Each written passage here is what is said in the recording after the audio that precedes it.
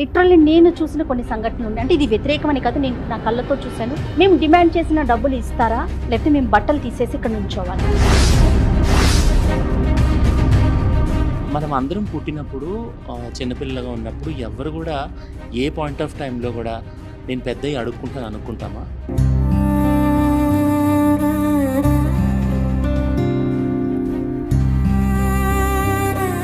ఎవరైనా మనలో నేను పెద్ద అయ్యాక నేను నా ఊళ్ళో అమ్ముకుంటాను అనుకుంటాను.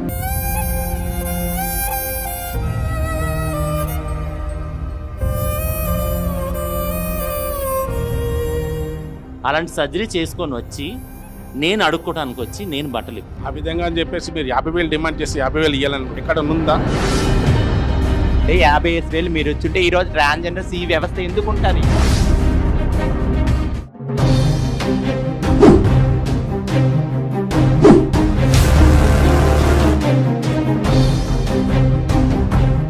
Welcome to Suman TV. Big debate with జయాకి స్వాగతం.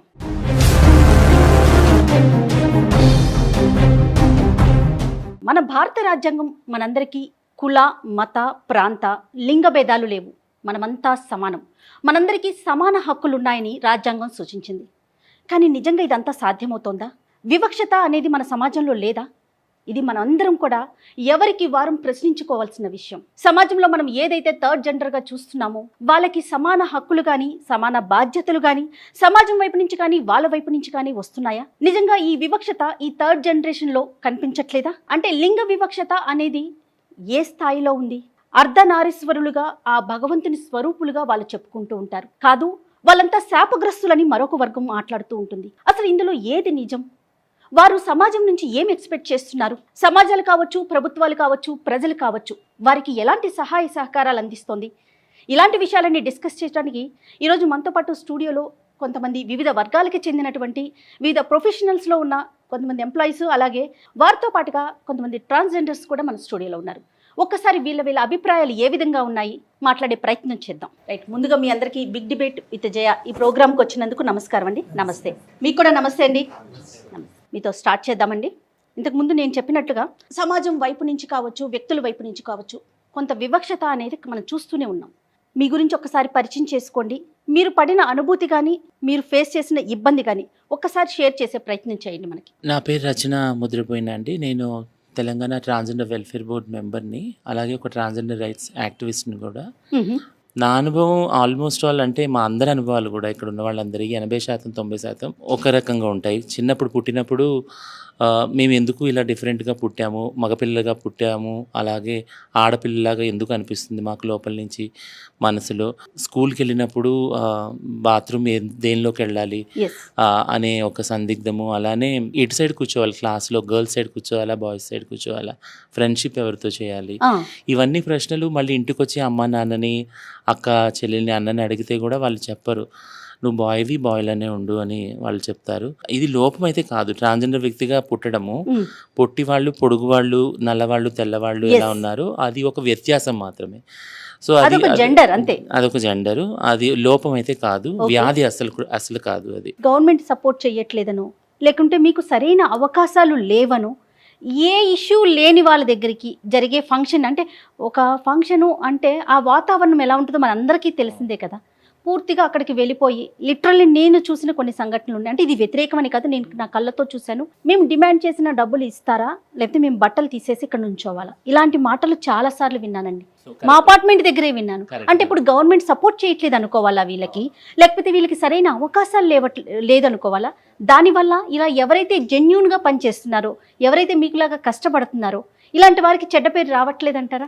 సో 2 విషయాల గురించి క్లారిటీ ఇస్తాను. ఎందుకు బట్టలు ఇప్పేస్తారు మా వాళ్ళు ఏదైనా జరిగినప్పుడు డిమాండ్ చేసి, ఆ విషయం ఒకటి. ఇంకొకటి అడుక్కోవటంలో సెక్స్ వర్క్లో ఎందుకు ఉన్నారు ఇంకా అని.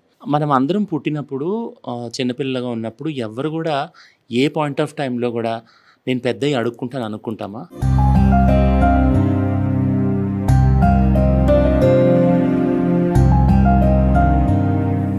ఎవరైనా మనలో నేను పెద్ద అయ్యాక నేను నా ఊళ్ళో అమ్ముకుంటాను అనుకుంటాను.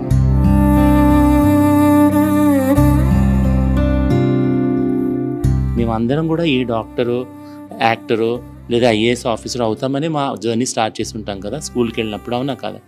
సో ఈ అండర్స్టాండింగ్ ఎప్పుడు వస్తుంది సమాజంలో? మేము మా కళలు అన్నీ మా కళలన్నీ కాలు రాసినప్పుడు ఎంత కష్టంతో రోడ్డు మీదకి వచ్చి నా అన్నవాళ్ళు కన్నవాళ్ళు వదిలిపెట్టాక ఒక వ్యక్తి ముందు సమాజంలో చేజాచి అడగటం ఎంత బాధాకరమైన ఎక్స్పీరియన్సో అది మాకు ఎక్స్పీరియన్స్ ద్వారానే తెలుస్తుంది. కానీ మీకు చెప్పినా కూడా మాటలు సరిపోవు యాక్చువల్గా ఆ బాధని వర్ణించడానికి. ఒకటి.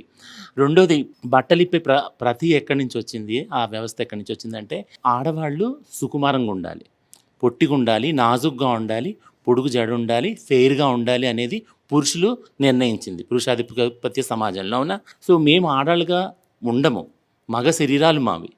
ఒక్కొక్కళ్ళు 6 అడుగులు ఉంటారు, లావుగా ఉంటారు హార్మోన్స్ తేడాల వల్ల. అట్లాంటి వాళ్ళు చీరలు కట్టుకొని వచ్చినప్పుడు మీ ఫస్ట్ వచ్చే థాట్ ఏంటి? పిల్లలు కాగానే ఎవరైనా కానీ వీళ్ళు మగవాళ్ళు చీరలు కట్టుకొని వచ్చారు, అవునా కదా. మగవాళ్ళు చీరలు కట్టుకుని ఎందుకు వస్తూ ఉన్నారు? ఫస్ట్ ఒక క్వశ్చన్ ఒకటి, తర్వాత భయం ఒకటి. సో ఈ భయం అనాదిగా సమాజంలో ఉంది. అది ప్రూవ్ చేసుకోవటానికి నేను వెళ్ళి బలవంతంగా, నాకు పాలసీ లేదు అంటే గవర్నమెంట్ నాకు సపోర్ట్ చేయదు సర్జరీ కోసం. ఒక సర్జరీ 4 లక్షలు 2 లక్షలు అవుతుంది. నేను వెళ్ళి ఎవరో క్వాక్ దగ్గర ఆ సర్జరీ అయితే అది సక్సెస్ అయితే బతుకుతాను, లేకుండా చనిపోతాను నేను.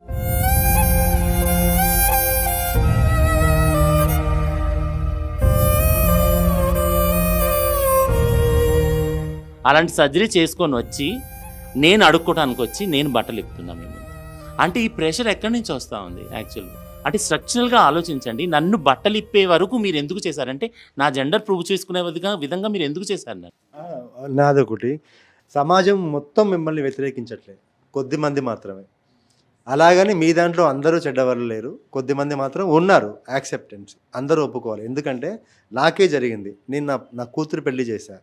అయిపోయిన తర్వాత సోనియా అని ఒక ఆవిడ వచ్చి రాశారు.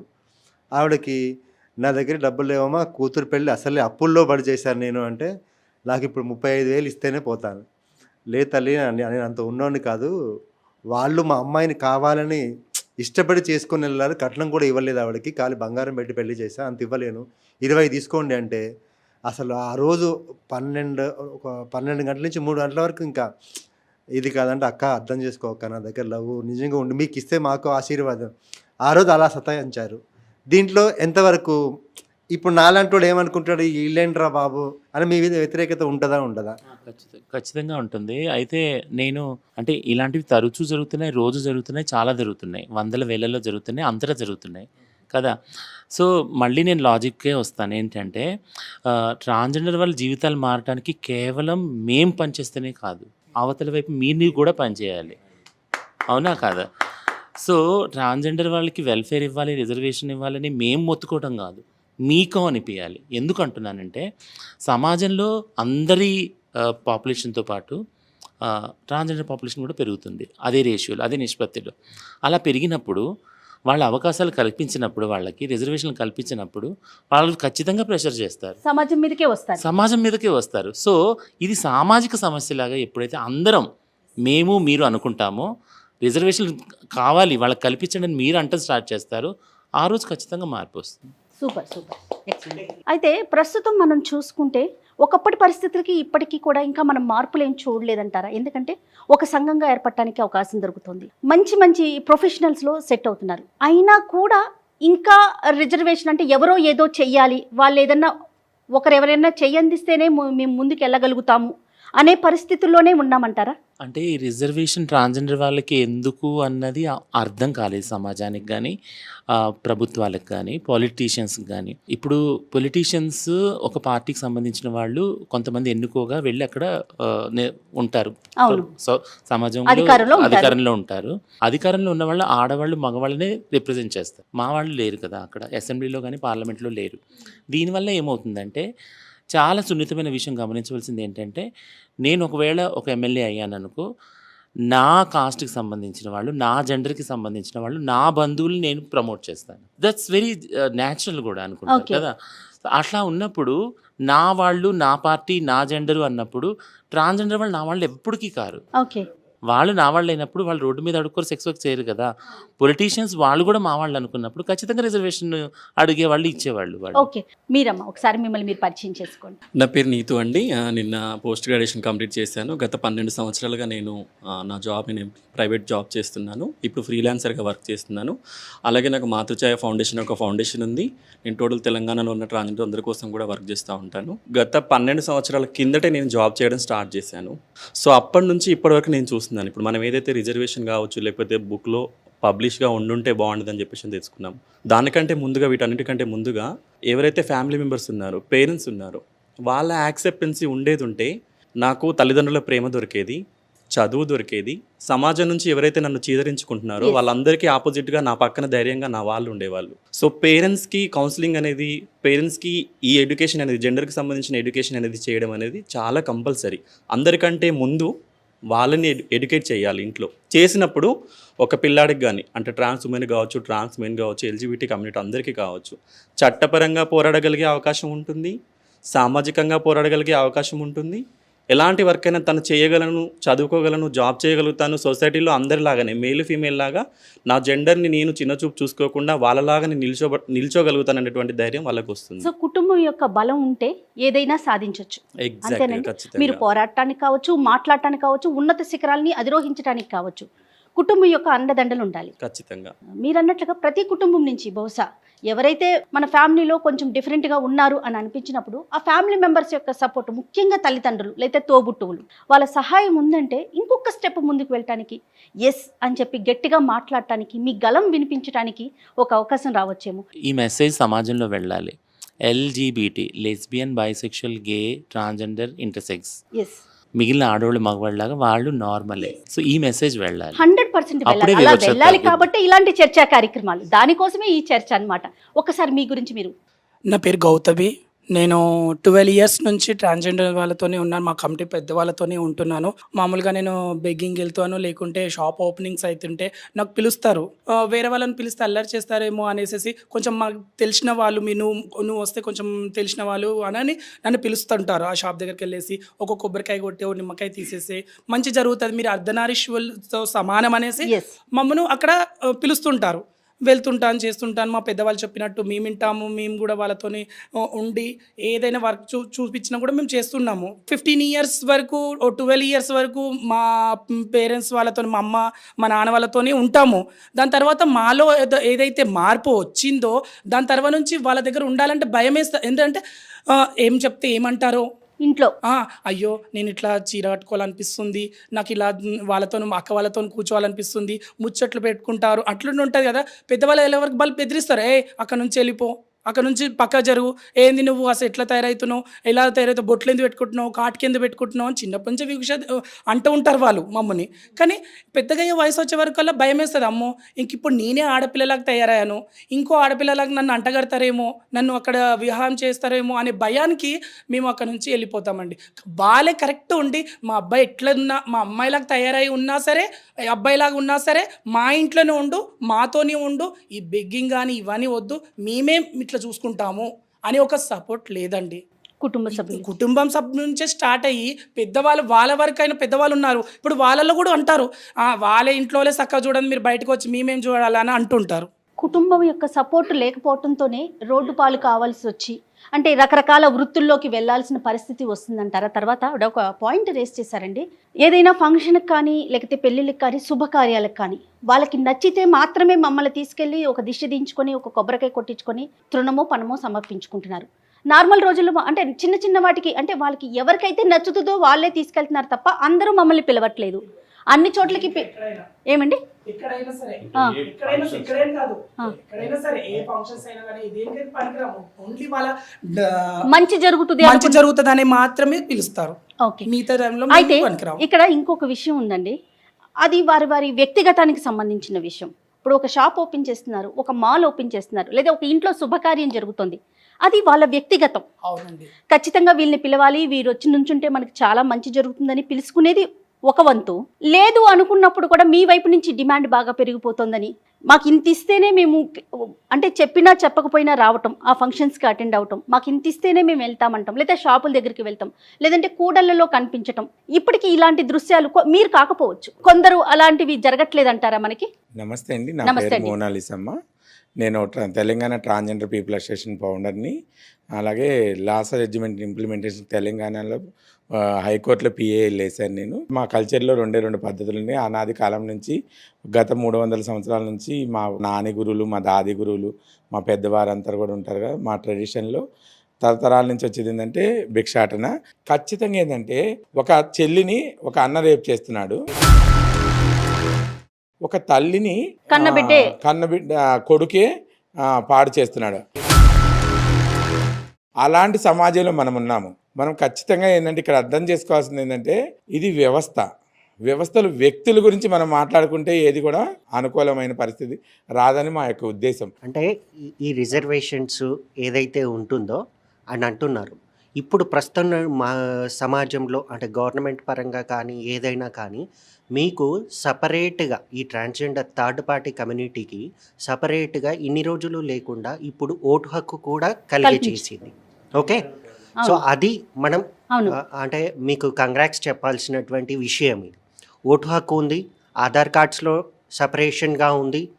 ఇది కాకుండా బ్యాంక్ లోన్స్ కూడా మీకు సపరేట్గా ఒక 5 సభ్యులు కనుక మీరు చేరి, మహిళా సంఘాలు కదా ఏ విధంగానైతే గ్రామాలలో ఉపాధిగా లేదు అధికారంగా చిన్న మొత్తాల సంస్థలుగా ఏర్పడి ఒక 5 కమ్యూనిటీ కనుక మీరు ఏర్పడినట్లయితే ఒక 5 ఒక్కొక్కరికి 25,000 చొప్పున 1,25,000 మీకు లోన్లు ఫెసిలిటీస్, అది ఇనీషియల్గా మొదటి వాయిదాగా 1,25,000 బ్యాంక్స్ లోన్స్ అనేటివి ఇవ్వడం జరుగుతుంది.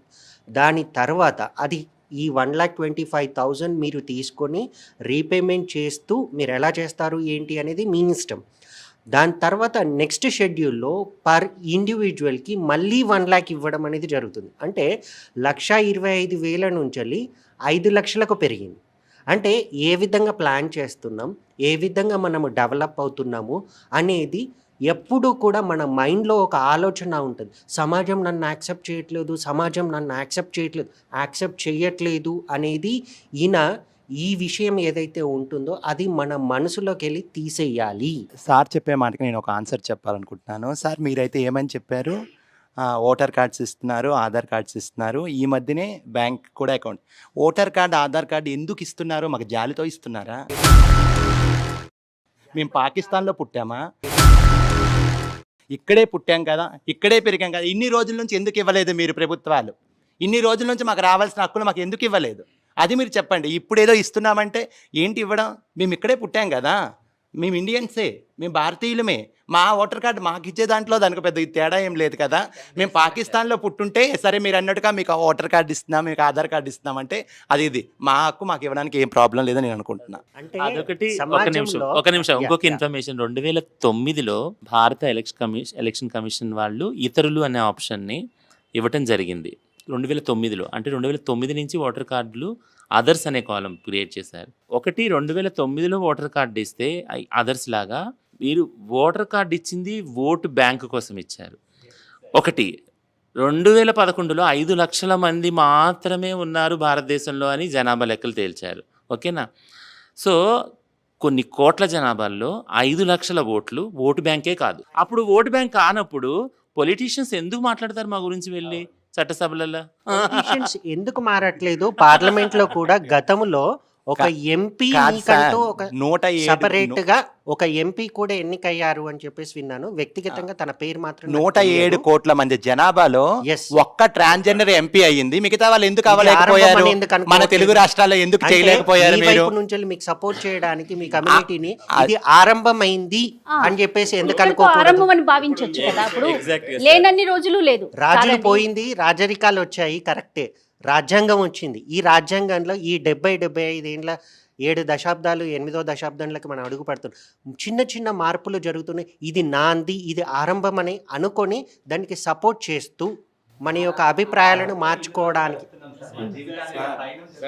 నేను ఒకటి అడుగుతున్నాను మేడం మీ ద్వారా. చెప్పండి. రాజ్యాంగం అనేసి మనము ప్రతిసారి బాగా మాట్లాడుకుంటాం.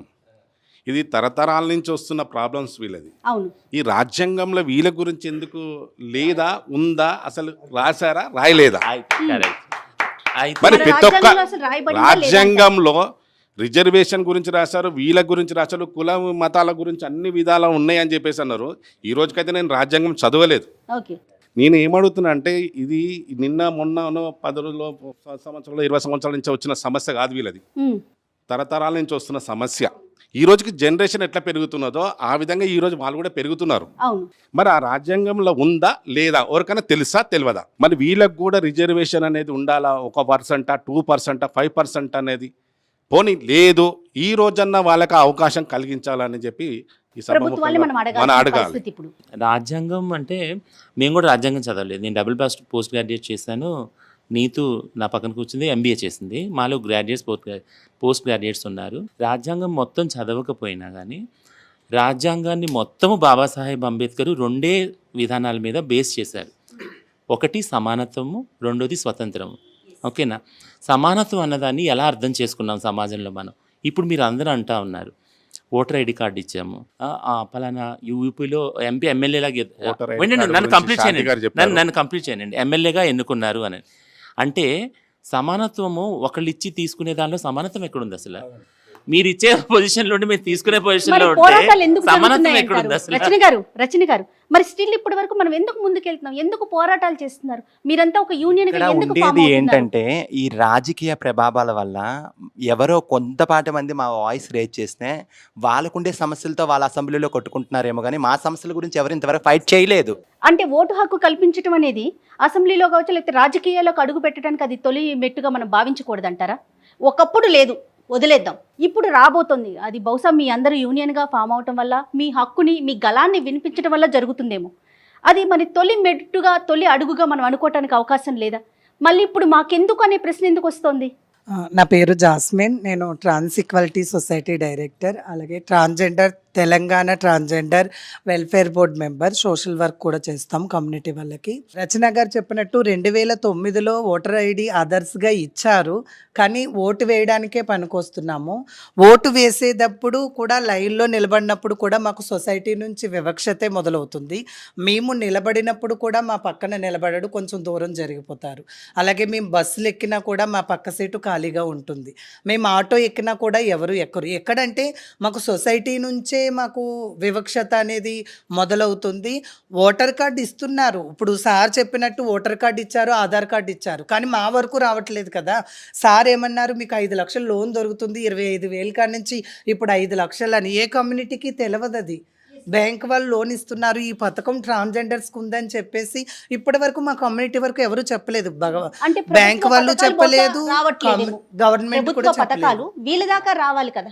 ప్రభుత్వ పథకాలు అనేది కాదు, అంటే దీంట్లో కూడా ఏంటి అని అంటే, ఇప్పుడు నేను మీతో పాటు ఏకీభవిస్తున్నాను, అది చాలామందికి తెలియదు. బట్ ఇప్పుడు ఈ మధ్యన చట్టసభలలో రాజ్యాంగంలో కానీ ఇప్పుడు రాజ్యాంగంలో లేదు అనే అంశం మాట్లాడుకుంటున్నాము, కానీ రాజ్యాంగంలో లేకపోతే గతంలో ఒక ఎంపీగా ఎలా ఎన్నికయ్యారు అనేది నా ప్రశ్న. డెఫినెట్గా నేను కూడా రాజ్యాంగం చదవలేదు, కానీ అందులో ఒక డెఫినెట్గా ఏదో ఒక క్లాజ్ ఉండి ఉంటుంది. ఒకవేళ లేకపోయినా కూడా అది ఎలా ఎన్నుకోవడం జరిగింది అనేది నా ప్రశ్న. సో ఆ కేసు నిజానిజాల్లో క్లుప్తంగా చెప్తాను నేను. షబ్నమ్ మౌసి యూపీ నుంచి ఎమ్మెల్యే కంటెస్ట్ చేశారు, షబ్నమ్ మౌసి. అలాగే బసంతి మౌసి, వీళ్ళిద్దరు మాత్రం కంటెస్ట్ చేశారు. షబ్నమ్ మౌసిది ఎమ్మెల్యేగా కంటెస్ట్ చేసినాక విమెన్ కేటగిరీలో కంటెస్ట్ చేశారు ఆమె. సో ఆమెది నడిచింది. బసంతి మౌసికి వచ్చేటప్పటికి వెంటనే అలారం మోగి ఆమె ఉమెన్ కేటగిరీలో ఎన్నుకోబడి గెలిచాక కూడా, ఎంతో మెజారిటీతో గెలిచాక కూడా హైకోర్టులో పిటిషన్ వేశారు. ఏంటంటే ఈమె ఉమెన్ కాదు కదా, ఉమెన్ కేటగిరీలో ఎలా గెలిచి వస్తుందని ఆమె గెలుపుని కొట్టివేశారు, రద్దు చేసేసారు. సో నేను అనేది ఏంటంటే సింప్లిఫై చేయడం అంటే కొన్ని ఎగ్జాంపుల్స్ చూపించి, ఒక షబ్నమ్ మౌసిన్ కానీ ఒక బసంతి మౌసిన్ కానీ ఎగ్జాంపుల్స్ చూపించి సమానత్వము స్వతంత్రం అనే దాన్ని పెద్దగా డిఫైన్ చేయలేం. ఎందుకు అంటున్నానంటే, మా వాళ్ళు అసెంబ్లీలో కూర్చున్నంత వరకు, మా వాళ్ళు పార్లమెంట్లో కూర్చున్నంత వరకు, మాకు సంబంధించిన విషయాలు మాట్లాడినంత వరకు, మాకు సంబంధించిన విధి విధానాలు కానీ చట్టాలు కానీ రావు. దానికి పొలిటికల్ రిజర్వేషన్ కావాలి, పొలిటికల్ రిజర్వేషన్ కావాలి ఖచ్చితంగా. అదేవిధంగా నేను ఇప్పుడు వరకు చెప్పింది కూడా అదే, వాళ్ళకు ఒక మినిమం ఒక 5% అన్న రిజర్వేషన్ వాళ్ళకి వీళ్ళకి కల్పిస్తే బాగుంటుంది అన్న ఉద్దేశంతోనే చెప్తున్నాం మనం అది. పొలిటికల్ కల్పి- రిజర్వేషన్ అనేది చాలా అవసరం ఉంది. పొలిటికల్లో వాళ్ళకు ఇప్పుడు మేడం అన్నట్టుగా వాళ్ళ అసెంబ్లీలో కానీ ఒక్క మనిషి కానీ ఉండే కూడా వాళ్ళ గొంతు అనేది అక్కడ అందరికీ వినిపిస్తుంది. టోటల్ స్టేట్ మొత్తం కూడా చూస్తుంది, అరే వీళ్ళకి ఇట్లా ఉందా, ఈ విధంగా ఉందా, ఇన్ని రోజులు మనకు తెలియదు ఇది, అరే వీళ్ళు ఇంత అవమానం పడుతున్నారు ఏంది. ఇప్పుడు మేడం అంటున్నట్టు వెళ్ళి లైన్ నిలబడితే ఓటేనికి వెళ్తే కూడా అంత నువ్వైనా మానవుడు మేమైనా మానవుడు, వాళ్ళైనా అదే మనమైనా అదే అనుకోకుండా ఆ భావనతో చూడడం కూడా కరెక్ట్గా సమాజంలో ఈరోజు. ఇంతటిని డిమాండ్ చేయకండి, ఉన్న వాళ్ళని చూడండి, లేని వాళ్ళని చూడండి, ఇచ్చిన దగ్గరికి తీసుకోండి, ఆడికి సంతృప్తి పడండి అని మీరు సలహా చేయొచ్చు కదా. నా జెండర్ ప్రూవ్ చేసుకునే విధంగా మీరు ఎందుకు చేశారు నన్ను? ఆ విధంగా అని చెప్పేసి మీరు 50,000 డిమాండ్ చేసి 50,000 ఇవ్వాలని ఎక్కడ ఉందా? అంటే 50,000 మీరు వచ్చుంటే ఈరోజు ట్రాన్స్జెండర్స్ ఈ వ్యవస్థ ఎందుకు ఉంటుంది? కోటీశ్వర్లో ఉండేది కదా ఈ రోజుల్లో.